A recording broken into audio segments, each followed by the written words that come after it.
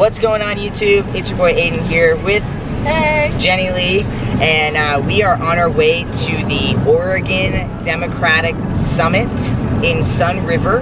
We're excited. We've never been before. I'm sorry if it's a little noisy in here. We are driving. I've got you guys kind of posted up right here. Jenilee has been driving because I've been filling out a fellowship application, which is very long and tedious, but something that needs to get done. So I'm gonna We're going to Sun River, and we're surrounded by snow. Yeah, so it's just yeah, sort of like a mindfuck. It's snowing everywhere, which is really funny because I don't know, it's like the middle of October, but I guess that's Oregon for you.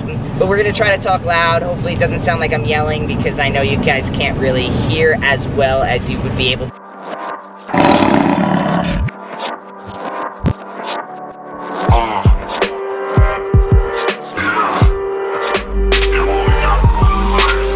You know, it's been like a week or so since we made a video. We were traveling. We went back home for my niece's Paige Marie's Sweet 16, which was great and awesome. So we were a little MIA, but we have a lot of video ideas written down on my phone. We're going to be trying to record a couple while we're away for the next 48 hours. And yeah, hopefully we can get some of the things you guys have been asking us about and some of the things we wanted to talk to you about.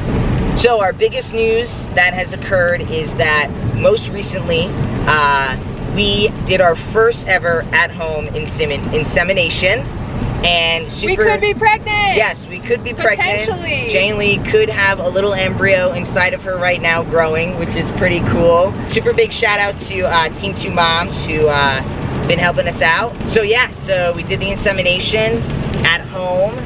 It was awesome. Pretty much. Did we show the syringes and stuff? We took video, right? I think we have some pictures. So we have some pictures of the syringes and the catheter we use, and I'll put that up there. And so pretty much the experience is pretty much what you would think. So you have the specimen in a cup, and then you take the syringe and you suck up all the specimen, you attach the catheter, then you put it into the vagina cavity. We were looking for the cervix, correct? We were looking for the back of the cervix and then pulling out a little bit from the complete back of the cervix so that we could eject the specimen directly into Jenilee's cervix so that it has a higher chance of the specimen getting pulled in and going to fertilize the egg if the egg is still in the lining of the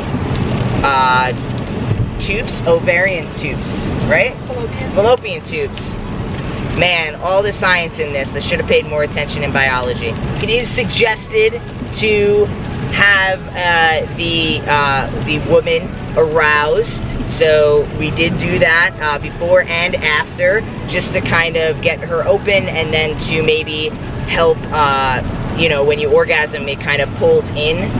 So we were hoping that would also pull in some of the specimen as well. Exactly. So it was awesome. Jenilee and I did a little a welcoming, a little ritual. We brought a bunch of candles, but we didn't have a lighter. So there were candles around without the lighter. We had some nice music on. Then after we got footage of that too. Yeah, yes, yeah, I'll put that in too. We did get footage of that. And then what we did is after the injection, Jenilee had to sit with her hips and her pelvis elevated up, and so we did that. It was very L-word, right? Like that's the only time I've seen that happen is like during the L-word. Yeah, and your legs are in an L shape, so it was extra L-word. Yes, yes. So it was very. It reminded me of that. And while that happened, I have a little singing bowl that I played. Played the singing bowl for Jenilee, Into the Womb. Which was so beautiful. Yeah, it was welcoming the spirit of the baby to be here. Opened our Kundalini to welcome the baby. So it was really great, really beautiful, intimate moment with Jenilee, I felt, right? Yeah, I mean, to me it was like, you know, he was holding this like syringe that was basically carrying like the seed of life that as soon as he injected me with, there was all of a sudden this like potential for our relationship, our partnership, our marriage to go to this whole new level of being parents together and raising a child together and, you know, just doing that together. Wait, I don't think I'm supposed. It just felt like a huge moment for us,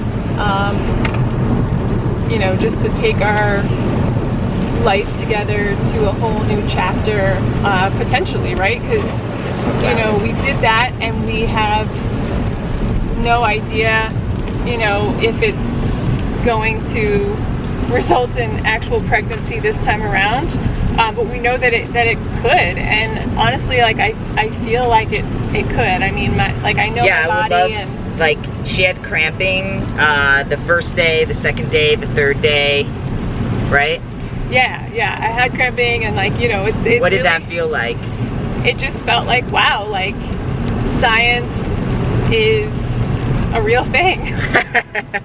You know, not that I ever thought science wasn't a real thing, but just, you know, the actual act of us setting the intention to have a child, and that combined with us, you know, getting what we needed in order to make that happen, and just really, like, we just had to be so very conscious about it. And I just think that, you know, for couples outside of, you know, our LGBT community, it is a different process. And so we just had this really, really intimate, conscious experience of bringing in this new life, and it just feels like it really could be. Like, I feel like I could be pregnant. Holy shit. Okay, sorry. So we just got to Sun River, which is where the Democratic Oregon Summit is being held.